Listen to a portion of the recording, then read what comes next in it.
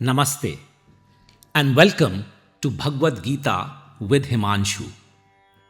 In our previous episode, we discovered that life is inseparable from action. The question is never whether we should act, but how we should act.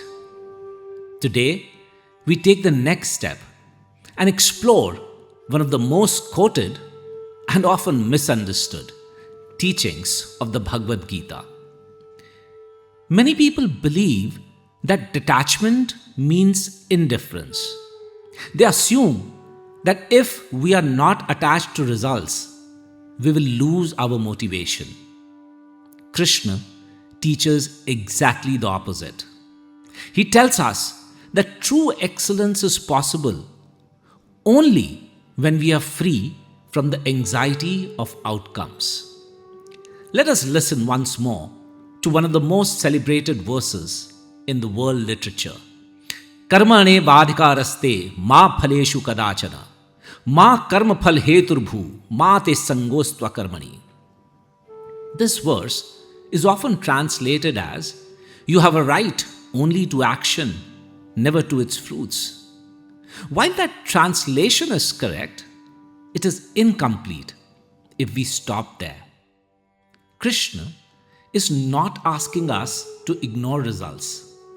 Every responsible person must think about outcomes, plan carefully, measure progress, and learn from experience. What he asks us to avoid is becoming emotionally dependent on those outcomes. There is a profound difference. Planning for results is wisdom. Being enslaved by results is attachment. Think of an archer. Once the arrow has left the bow, countless factors influence where it finally lands. The wind may change, the target may move, or circumstances beyond the archer's control may intervene. Yet, none of this changes the archer's responsibility to aim with complete focus and release the arrow with the greatest possible skill. Life works in much the same way. We control our preparation. We control our effort. We control our integrity. But we do not control every consequence. Leadership demands precisely this mindset. A leader may make a well-considered decision after listening carefully, analyzing available information, and acting with honesty. Even then, external events may produce unexpected outcomes. If leaders judge themselves only by immediate results, they will either become arrogant in success or discouraged in failure. Krishna invites us to judge ourselves differently. Judge yourself by the sincerity of your effort. Judge yourself by the quality of your intention. Judge yourself by the discipline with which you fulfill your duty. This is Karma Yoga. Krishna reinforces this idea through another beautiful verse.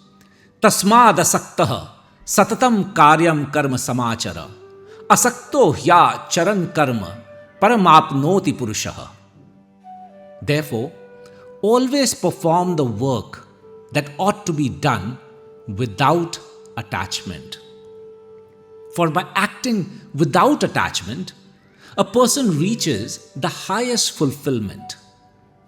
Notice the emphasis on karyam karma, the work that ought to be done. Not merely the work we enjoy, not merely the work that brings applause, but the work that is right. Every profession offers opportunities to practice this teaching. A doctor cannot guarantee that every patient will recover, yet must offer the finest possible care.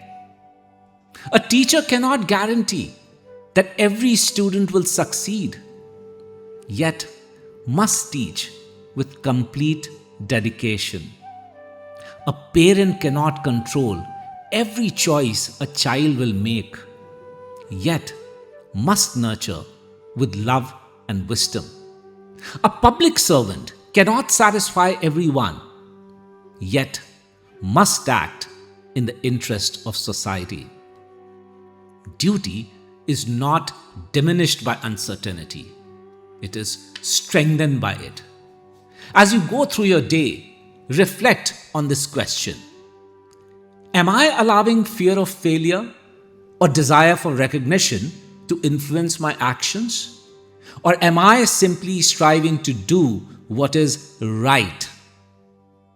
When action becomes an expression of character rather than a transaction for reward, work ceases to be a burden. It becomes a path of inner freedom. Thank you for joining me. Until our next episode, may your excellence be measured not merely by what you achieve, but by the integrity with which you pursue it.